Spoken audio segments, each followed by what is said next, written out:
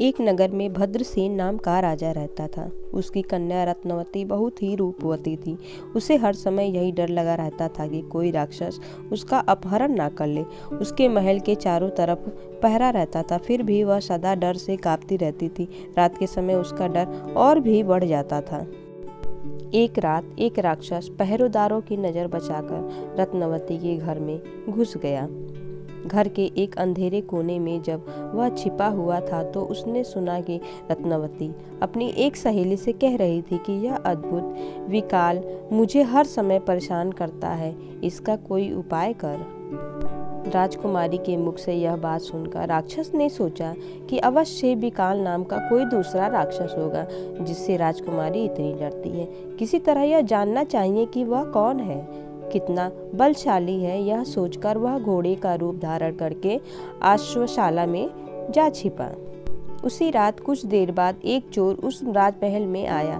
वह वहां के घोड़ों की चोरी के लिए आया था। अश्वशाला में जाकर उसने घोड़ों की देखभाल की और अश्वरूपी राक्षस को सबसे सुंदर घोड़ा देखकर उसकी पीठ पर चढ़ गया। अश्वरूपी राक्षस ने समझा कि अवश्य में यह वही व्यक्ति राक्षस है और मुझे पहचान कर मेरी हत्या के लिए ही मेरी पीठ पर चढ़ा है, किंतु अब कोई चारा ना था। उसके मुंह में लगाम पड़ चुकी थी। चोर के हाथ में चाबुक भी था। चाबुक लगते ही वह भाग खड़ा हुआ। कुछ दूर जाकर चोर ने उसे ठहरने के लिए लगाम खींची, लेकिन घोड़ा भागता ही गया। उसका वेग कम होने के स्थान पर बढ़ता ही गया। तब चोर के मन में शंका हुई, यह घोड़ा नहीं बल्कि घोड़ी की सूरत में कोई राक्षस है जो मुझे मारना चाहता है। किसी उबड़ खाबड़ जगह पर ही लेकर जाके मुझे पटक देगा या मेरी हड्डी पसली टूट जाएगी। यह सोच ही रहा था कि उसके सामने वट वृक्ष की एक शाखा आ गई। घोड़ा उसके नीचे से गुजरा। चोर ने घोड़े से बचने का उपाय देखकर शाखा को दोनों हाथों से पकड़ लिया। घोड़ा नीचे से गुजर गया। चोर वृक्ष की शाखा से लटक कर बच गया। उसी वृक्ष पर अश्वरूपी राक्षस का एक मित्र बंदा रहता था। उसने डर से भागते हुए अश्वरूपी राक्षस को बुलाकर कहा, मित्र डरते क्यों हो? यह कोई राक्षस नहीं बल्कि मामूली मनुष्य है। तुम चाहो तो इसे एक क्षण में खाकर हजम कर लो। चोर को बंदर पर बड़ा क्रोध आ रहा था।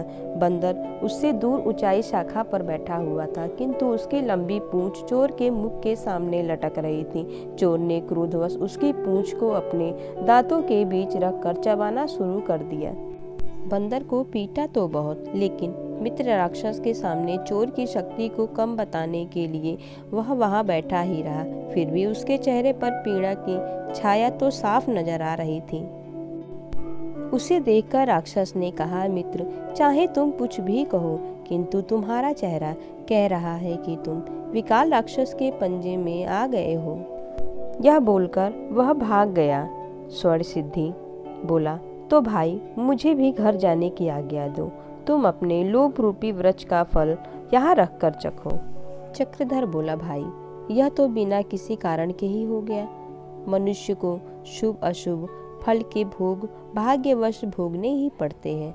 कहा गया है कि जिस रावण का दूर त्रिकूट था, समुद्र खाई थे, योद्धा राक्षस थे, कुबेर से अटूट धन मिला था, जो स्वयं शुक्राचार्य की राजनीति का महान पंडित था, वह भी दुर्भाग्य से विपत्ति के चक्र में पिस गया।